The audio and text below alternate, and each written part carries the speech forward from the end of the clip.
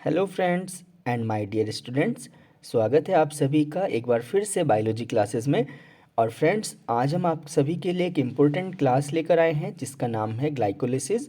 ये रेस्पिरेशन के part 2 video है। इससे पहले हमने general introduction of respiration complete किया था। अगर आपने हमारी क्लास फर्स्ट नहीं देखी है तो उसका लिंक हमने डिस्क्रिप्शन में दिया है, और अगर उसके बाद आप इसको देखेंगे तो आपको पॉइंट्स सारे क्लियर होते चले जाएंगे। तो आइए लेट ना करते हुए स्टार्ट करते हैं। This is a glycolysis topic. Okay, so be focus on the my sound recognition, okay, and their topics. So first of all, what is glycolysis? Okay, so glycolysis is the breakdown of glucose into pyruvic acid. Okay, glycolysis means breakdown of glucose into pyruvic acid, or pyruvate. Okay, so here is the glycolysis is the breakdown of glucose into pyruvic acid. अब इसके बाद glycolysis होती कहाँ पर है? Glycolysis occur in the cytoplasm of cell. तो glycolysis cell के cytoplasm में होती है। सेल में दो पार्ट होते हैं, एक न्यूक्लियस का पार्ट, एक साइटोप्लाज्म का पार्ट। तो साइटोप्लाज्म सेल का फ्लूइड होता है जिसमें ग्लाइकोलिसिस प्रोसेस होती है। स्टूडेंट्स, इसके बाद है ग्लाइकोलिसिस में एक ग्लूकोज मॉलिक्यूल ऑक्सीडाइज होकर पायरुविक एसिड के दो मॉलिक्यूल बनाता है। तो यानी कि इन्वॉल्वमेंट होगा किसका? वन मॉलिक्यूल ऑफ ग्लूकोज का, ओके, और फॉर्मेशन किसका होगा? टू पायरुवेट, यानी कि दो पायरुवेट मॉलिक्यूल का फॉर्मेशन होगा। तो यहाँ पर हम देखेंगे कि ग्लूकोज किस तरह से ब्रेक डाउन होता है, किस किस तरीके से, कौन से मेथड से ग्लूकोज ब्रेक डाउन हो जाता है। तो आप सब इन्हीं नोट्स को कॉपी कर सकते हैं, इसीलिए मैं नोट्स से वीडियो बनाता हूँ अभी। तो आप नोट्स से इनको कॉपी कर सकते हैं और अपने फ्यूचर के लिए इनको सेव कर सकते हैं। पॉइंट टू पॉइंट नोट्स हैं सारे, एग्ज़ाम में क्वेश्चन यहीं से आते हैं अधिकतर। Another name of glycolysis Embden, 1 minute, okay, another name of glycolysis Embden Meyerhof pathway, यानी ईएमपी पाथवे। तो इसका नाम ईएमपी पाथवे भी होता है, ओके, क्योंकि एमडेन और मेयरहॉफ दो साइंटिस्ट थे जिन्होंने ग्लाइकोलिसिस पाथवे के बारे में बताया था। ओके, इसके बाद एम्फीबॉलिक पाथवे भी इसको कहा जाता है क्योंकि इसमें कैटाबॉलिज्म भी होता है और एनाबॉलिज्म भी होता है। तो ग्लाइकोलिसिस में दो प्रोसेस हैं, कैटाबॉलिज्म और एनाबॉलिज्म। तो ये दोनों प्रोसेस इसमें चलती हैं। इसके बाद है कि कैटाबॉलिज्म क्या होता है और एनाबॉलिज्म क्या होता है। कैटाबॉलिज्म ब्रेकडाउन ऑफ ग्लूकोज होता है और एनाबॉलिज्म फॉर्मेशन ऑफ एटीपी। ये दोनों प्रोसेस ग्लाइकोलिसिस में चलती हैं। तो कैटाबॉलिज्म में ग्लूकोज का ब्रेकडाउन होता है। कैटा मतलब काटना, तो कोई चीज़ कटती है यानी कि ग्लूकोज ब्रेकडाउन होता है, कटता है, ओके। और बनता क्या है? तो बनता है इसमें एटीपी। तो याद रखना, एटीपी बनने की वजह से और ग्लूकोज के ब्रेकडाउन की वजह से इस पाथवे को एम्फीबॉलिक पाथवे कहा जाता है।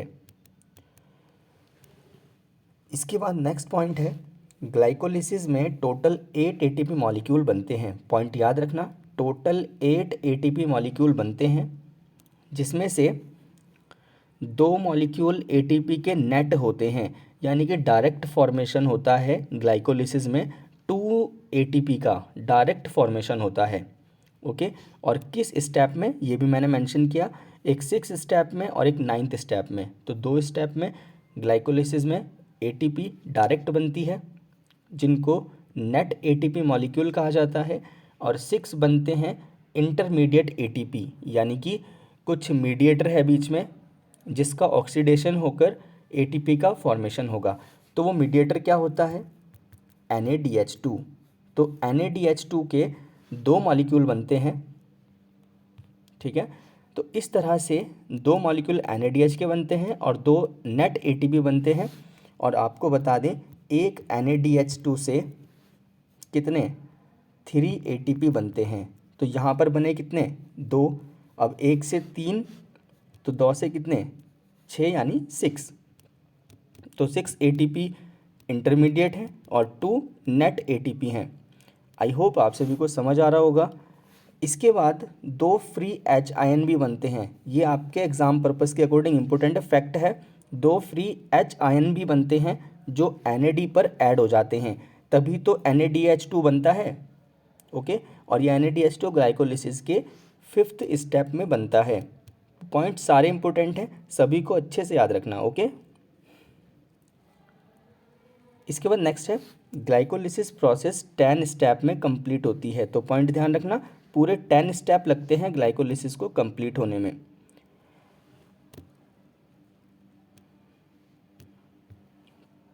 ओके, अब चलते हैं आगे।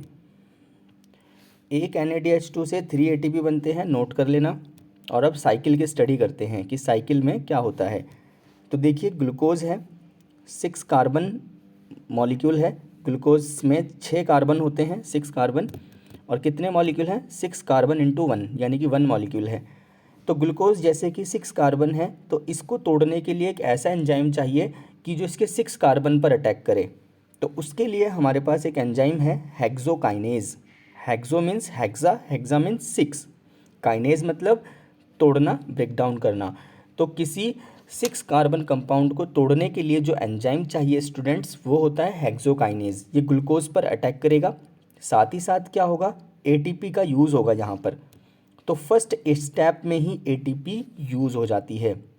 इसके बाद अब क्या होता है कि एक फॉस्फेट ATP से निकल गया है, एक फॉस्फेट ATP से निकल गया क्योंकि ADP बच गया। एडिनोसिन ट्राई, पहले ट्राई था 3 थे, अब है एडिनोसिन डाई, अब डाई है। ओके, तो इस तरह से एक फॉस्फेट निकल गया और वो फॉस्फेट ग्लूकोज के 6 कार्बन पोजीशन पर ऐड हो गया, इसीलिए इसको कहा गया ग्लूकोज 6 फॉस्फेट, यानी कि ग्लूकोज के 6 कार्बन के 6 कार्बन नंबर पर एक फॉस्फेट ऐड हो गया है, किसका ATP का, जिससे बन गया ग्लूकोज 6 फॉस्फेट। ओके, इसके बाद क्या होता है, एक एंजाइम है फास्फोग्लूको आइसोमेरेज, फास्फोग्लूको आइसोमेरेज। तो ये एंजाइम ग्लूकोज 6 फॉस्फेट पर अटैक करता है और आइसोमेरेज होने की वजह से ये आइसोमेराइजेशन कर देता है, यानी कि ये इसकी समावयवता कर देता है। इससे क्या होता है, ग्लूकोज 6 फॉस्फेट कन्वर्ट हो जाता है फ्रक्टोज में, क्योंकि ग्लूकोज का आइसोमर होता है फ्रक्टोज। ओके, इसके बाद फॉस्फोफ्रक्टोकाइनेज, देखो फॉस्फेट है, फ्रक्टोज है, तो फॉस्फोफ्रक्टोकाइनेज फॉस्फेट को भी तोड़ देगा, फ्रक्टोज को भी तोड़ देगा। तो फॉस्फोफ्रक्टोकाइनेज एंजाइम ऐड हुआ फ्रक्टोज 6 फॉस्फेट के नीचे, और यहाँ पर भी बच्चों एक ATP का यूज़ होता है, यहाँ पर भी एक ATP का यूज़ होता है। अब क्या होता है कि एक ATP का फॉस्फेट तो लग गया था 6 पोजीशन पर, और इसके बाद फ्रक्टोज 1,6 डाईफॉस्फेट, एक ATP का फॉस्फेट 1 पर ऐड हुआ, एक ATP का फॉस्फेट 6 पर ऐड हुआ। और ये 1 और 6 क्या है, ये फ्रक्टोज के कार्बन नंबर हैं कि एक 1 पोजीशन पर, एक 6 पोजीशन पर, और 2 फॉस्फेट है, तो 2 फॉस्फेट हैं, तो इसलिए डाई आता है। तो आई होप आपको समझ आ गया होगा, एक बार बैक करके दोबारा से देखें, आपको बहुत अच्छे समझ आएगा। इसके बाद है नेक्स्ट कि यहाँ पर फ्रक्टोज 1,6 डाईफॉस्फेट हो जाता है, जिस पर एल्डोलेज एंजाइम काम करता है और इसको 2 मॉलिक्यूल्स में तोड़ देता है, 2 कंपाउंड्स में तोड़ देता है, सॉरी, हाँ, डाईहाइड्रोक्सी एसीटोन फॉस्फेट जो कि 3 कार्बन होता है, इसको DHAP भी कहते हैं, और ग्लिसरैल्डिहाइड 3 फॉस्फेट में तोड़ देता है, क्योंकि एल्डोलेज है।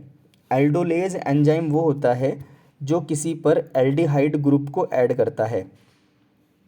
ओके, जो किसी पर एल्डिहाइड ग्रुप को ऐड करता है वो एल्डोलेज एंजाइम होता है। तो एल्डोलेज एंजाइम ने क्या किया कि फ्रक्टोज के मतलब फ्रक्टोज को हटाकर यहाँ पर ग्लिसरैल्डिहाइड ऐड कर दिया है।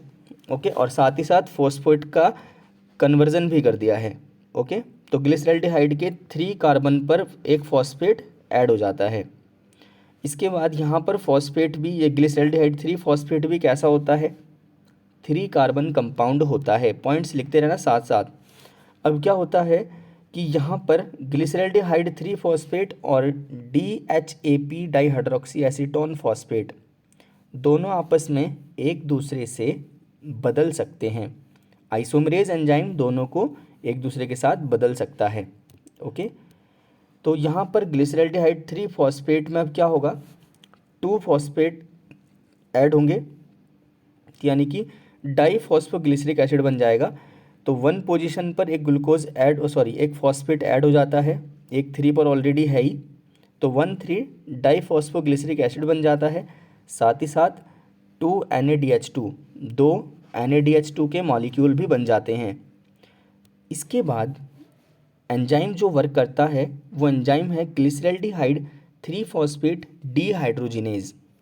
ये एंजाइम ग्लिसरैल्डिहाइड 3 फॉस्फेट को ब्रेक डाउन कर देता है और इसको बदल देता है 1,3 डाइफॉस्फोग्लिसरिक एसिड में। तो स्टूडेंट्स बहुत ध्यान से समझना है साइकिल को, और यह आपके आने वाले सभी एग्जामिनेशन में मोस्ट इम्पोर्टेंट है। इसके बाद क्या होता है, फॉस्फोग्लिसरेट काइनेज एंजाइम इस 1,3 डाइफॉस्फोग्लिसरिक एसिड पर अटैक करता है और इसका एक फॉस्फेट गायब कर देता है और ये 3 फॉस्फोग्लिसरिक एसिड बचता है। इसके बाद अब क्या होता है कि 3 फॉस्फोग्लिसरिक एसिड पर फॉस्फोग्लिसरेट म्यूटेज वर्क करता है और यहाँ पर क्या होता है कि एक फॉस्फेस जो है आपका फॉस्फोरस है वो गायब हो जाता है। तो यहाँ पर क्या होता है, एक ADP से ATP बन जाता है। इसके बाद 3 फॉस्फोग्लिसरिक एसिड से 2 फॉस्फोग्लिसरिक एसिड बनता है और जब 2 फॉस्फोग्लिसरिक एसिड बनता है तो उस पर इनोलेज एंजाइम काम करता है और यहाँ पर वाटर की रिमूविंग होती है, वाटर निकलता है। तो 8 स्टेप में वाटर निकलता है।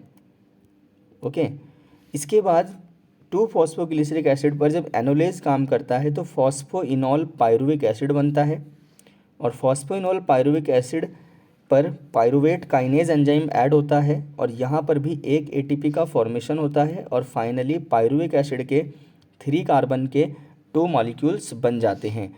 तो ये पूरा ग्लाइकोलिसिस साइकिल था। आप सभी को मैंने एक एक पॉइंट बताया। अब देखिए आगे, ग्लूकोज से लेकर और ग्लिसरैल्डिहाइड 3 फॉस्फेट तक, यहाँ तक ऊपर से लेकर यहाँ तक ये ATP कंज्यूमिंग प्रोसेस है। ATP कंज्यूम होती है, ठीक है, फर्स्ट स्टेप में होती है। आप देख लो एक बार, ATP फर्स्ट स्टेप में गई, ओके, और थर्ड स्टेप में गई।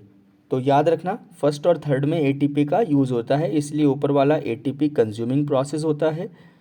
और ग्लिसरैल्डिहाइड 3 फॉस्फेट से लेकर पायरुविक एसिड तक ATP प्रोड्यूसिंग प्रोसेस होती है। ओके, और जो लाइन हमने पहले बताई थी ग्लाइकोलिसिस 10 स्टेप में कंप्लीट होती है, एक बार फिर से मेंशन कर दिया है। तो सारे पॉइंट्स अच्छे से याद करना बच्चों। कोई भी कन्फ्यूज़न होगा, किसी भी तरह का डाउट होगा, कमेंट सेक्शन में आप लिख देना, उसका आंसर मैं आपको दूंगा। और यहाँ पर ग्लाइकोलिसिस का पूरा टॉपिक कंप्लीट हो जाता है। इससे बाहर ग्लाइकोलिसिस से क्वेश्चन आ नहीं सकता, सारे पॉइंट मेंशन कर दिए हैं। और इसके बाद अब हमारी नेक्स्ट वीडियो क्रैब साइकिल पर आएगी, जो कि हमारी रेस्पिरेशन प्रोसेस का पार्ट 3 होगा। तो इस तरह हमारी बायोलॉजी क्लासेस में आपको रेस्पिरेशन के नोट्स प्लस एक्सप्लेनेशन मिल रहा है। तो इसी तरह से बायोलॉजी क्लासेस को सपोर्ट करते रहिए। ओके, और अपने सभी फ्रेंड्स को जो भी बायोलॉजी से स्टडी कर रहे हैं उन सभी को वीडियो शेयर कीजिए, ओके, ताकि सभी को ये कंटेंट मिल सके और हमारी बायोलॉजी क्लासेस को सपोर्ट हो सके। आप सभी का सपोर्ट हमें अच्छी वीडियो बनाने के लिए मोटिवेट करेगा और हम आपके लिए और अच्छा कंटेंट लेकर आते रहेंगे। Okay, thanks to all students to watching this video. Like, share and subscribe and support biology classes is same as past. Okay, मिलते हैं next video Krebs cycle. Bye bye and take care. तब तक के लिए स्वस्थ रहें और अपनी पढ़ाई में व्यस्त रहें। ओके।